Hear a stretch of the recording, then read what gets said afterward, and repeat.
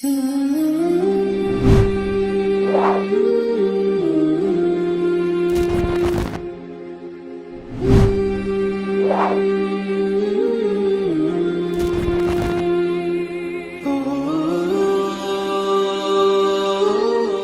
اللہ الرحمن الرحیم۔ مختصر القدوری کا چھٹا باب ہے کتاب الصلاۃ، سبق نمبر 26 میں خوش آمدید۔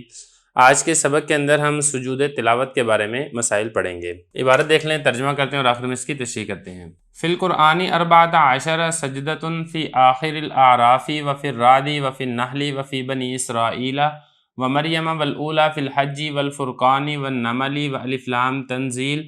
وصاد وحامیم السجدتی والنجمی والانشقاقی والعلقی والسجود واجب فی هذه المواضع علی التالی والسامع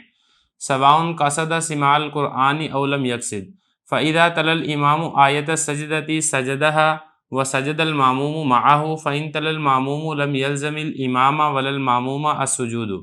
وان سمعوا وهم في الصلاة آیت سجدة من رجل ليس معهم في الصلاة لم يسجدوها في الصلاة وسجدوها بعد الصلاة، فإن سجدوها في الصلاة لم تجزئهم ولم تفسد صلواتهم۔ عبارت ہوگی، اس کا ترجمہ دیکھ لیں۔ قرآن میں 14 سجدے ہیں، سورہ اعراف کے آخر میں، سورہ رعد میں، سورہ نحل میں، بنی اسرائیل میں، مریم میں، سورہ حج میں سے پہلا سجدہ، سورہ فرقان میں، سورہ نمل میں، الف لام تنزیل سورہ میں، سورہ صاد میں، حامیم سجدہ میں،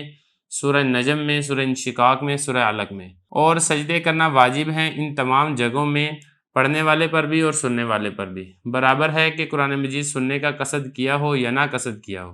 اور جب امام تلاوت کرے سجدے کی آیت کو تو سجدہ کرے گا امام، اور سجدہ کریں گے مقتدی امام کے ساتھ۔ اور اگر مقتدی نے آیت سجدہ تلاوت کر لی تو امام پر اور نہ ہی مقتدی پر سجدہ تلاوت لازم ہے۔ اور اگر انہوں نے سنا آیت سجدہ کو اس حال میں کہ وہ نماز میں تھے،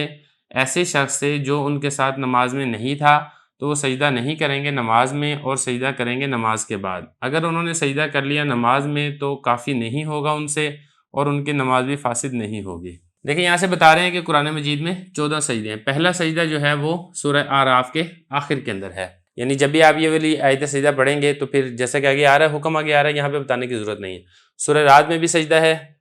جو کہ آپ کو لکھا ہوا نظر آ رہا ہے، سورہ نحل میں بھی سجدہ ہے، سورہ بنی اسرائیل میں سجدہ ہے، سورہ مریم میں سجدہ ہے، سورہ حج میں پہلا سجدہ۔ دیکھیں، سورہ حج کے بارے میں اختلاف ہے۔ امام شافعی رحمہ اللہ تعالیٰ ہیں، ان کے نزدیک سورہ حج میں 2 سجدے ہیں۔ ایک شروع والا سجدہ ہے جو کہ حنفیہ کے نزدیک بھی ہے اور امام شافعی رحمۃ اللہ علیہ کے نزدیک بھی ہے، اور ایک سورہ حج کے آخر کے اندر ہے جو کہ آخری رکوع کے اندر آیت ہے۔ وہ امام شافعی رحمۃ اللہ علیہ کے نزدیک تو سجدہ ہے، لیکن احناف کے نزدیک سجدہ نہیں ہے، تو اسی لیے فرمایا کہ سورہ حج میں جو پہلا سجدہ ہے وہ حنفیہ کے نزدیک ہے، جو کہ دوسرا سجدہ ہے وہ حنفیہ کے نزدیک نہیں ہے۔ اور سورہ فرقان کے اندر بھی سجدہ ہے، سورہ نمل میں سجدہ ہے، الف لام تنزیل سورت کے اندر سجدہ ہے، سورہ صاد میں سجدہ ہے، سورہ حامیم سجدہ میں سجدہ ہے، سورہ نجم میں، سورہ انشقاق میں، اور سورہ علق میں۔ یہ کل 14 سجدے بنتے ہیں۔ اب اس کے بعد احکامات کے ہیں، وہ احکام آگے بتا رہے ہیں کہ ان جگہوں کے اندر سجدہ کرنا یہ واجب ہے، تالی تلاوت کرنے والے پر اور سامع سننے والے پر۔ یعنی جب بھی ان آیات میں سے کوئی آیت تلاوت کی جائے گی تو جو تلاوت کر رہا ہے اس پر بھی سجدہ کرنا یہ لازم ہے، اور جو سن رہا ہے اس پر بھی سجدہ کرنا یہ لازم ہے۔ سواء قصد سماع القرآن او لم یقصد، اگلا مسئلہ، جو سننے والا ہے چاہے اس کا قصد اور ارادہ ہو اس قرآن مجید کو سننے کا، یا وہ ویسے ہی اپنے کسی کام سے بیٹھا ہو اور اس کے کان کے اندر آواز آ جائے، دونوں صورتوں میں سننے والے پر سجدہ کرنا یہ لازم ہے۔ یہ فرمایا کہ برابر ہے چاہے اس نے قرآن مجید سننے کا قصد کیا ہو یا اس نے قصد نہ کیا ہو۔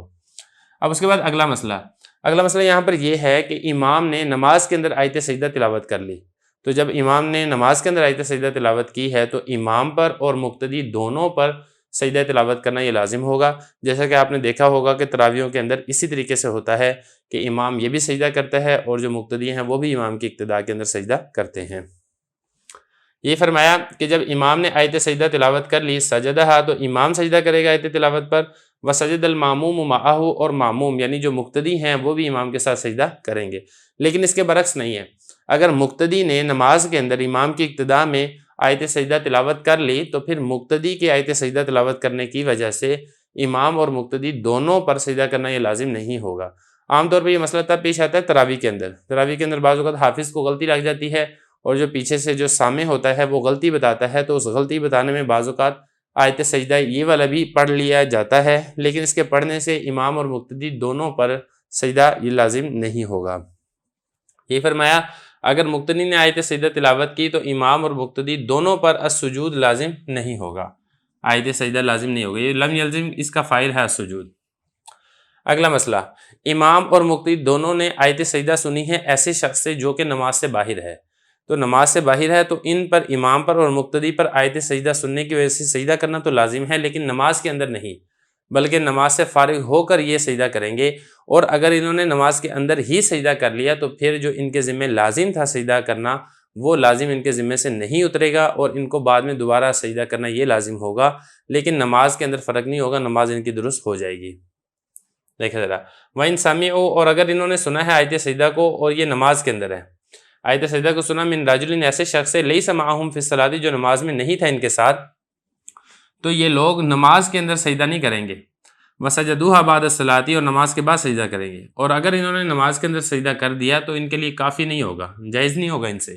لیکن ان کی نماز بھی فاسد نہیں ہوگی۔ ومن تلا آیت سجدۃ خارج الصلاۃ ولم یسجدها حتى دخل فی الصلاۃ فتلاها وسجد اجزأته السجدۃ عن تلاوتین، وَإِن تَلَاهَا فِي غَيْرِ الصَّلَاةِ فَسَجَدَ ثُمَّ دَخَلَ فِي الصَّلَاةِ فَتَلَاهَا سَجَدَهَا ثَانِيًا وَلَمْ تُجْزِئْهُ السَّجْدَةُ الْأُولَى،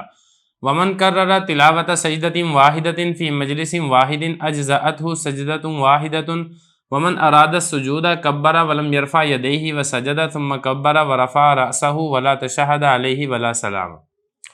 ترجمہ دیکھ لیں،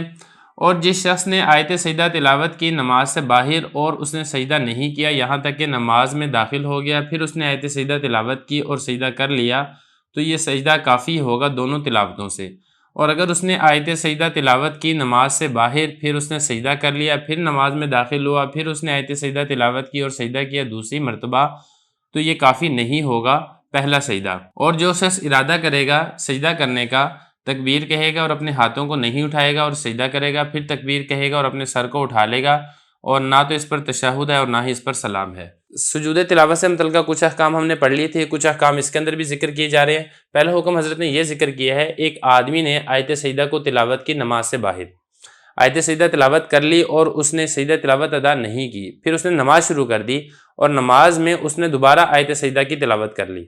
یہ فرمایا کہ جس نے آیت سجدہ کی تلاوت کی نماز سے باہر اور سجدہ نہیں کیا تھا یہاں تک کہ نماز میں داخل ہو گیا، پھر اس نے آیت سجدہ کی دوبارہ تلاوت کر لی، اور نماز کے اندر جو اس نے آیت سجدہ تلاوت کی تھی اس کے بعد اس نے ایک ہی سجدہ کر لیا، تو یہ ایک سجدہ دونوں آیت تلاوتوں کے لیے قائم مقام ہو جائے گا اور اس کے لیے کافی ہو جائے گا، جو اس نے نماز میں پڑھی ہے اس کے لیے بھی اور جو اس نے نماز سے باہر پڑھی ہے اس کے لیے بھی، کیونکہ جو نماز سے باہر اس نے پڑھی تھی وہ ادنا تھی اور جو نماز کے اندر اس نے آیت تلاوت کی یہ اعلیٰ ہے، اور اسی طریقے سے جو سجدہ نماز سے باہر کیا جاتا ہے وہ ادنا ہے اور جو نماز کے اندر کیا جاتا ہے وہ اعلیٰ ہے، تو جب اس نے اعلیٰ سجدہ تلاوت کر لیا ہے تو پھر یہ ادنا اور اعلیٰ دونوں کے لیے یہ ایک ہی کافی ہو جائے گا۔ یہی فرمایا کہ نماز میں داخل ہو گیا، پھر نماز میں اس نے آیت سجدہ کی تلاوت کی اور سجدہ کر لیا، تو یہ والا جو سجدہ ہے دونوں تلاوتوں سے اس کے لیے اجزأتہ کافی ہو جائے گا، ایک وہ تلاوت جو نماز کے اندر کی ہے، دوسری وہ تلاوت جو یہ نماز سے پہلے کر چکا ہے۔ اگلا مسئلہ یہاں پر یہ بتا رہے ہیں کہ ایک آدمی نے آیت سجدہ تلاوت کی نماز سے پہلے اور پھر اس نے سجدہ کر لیا،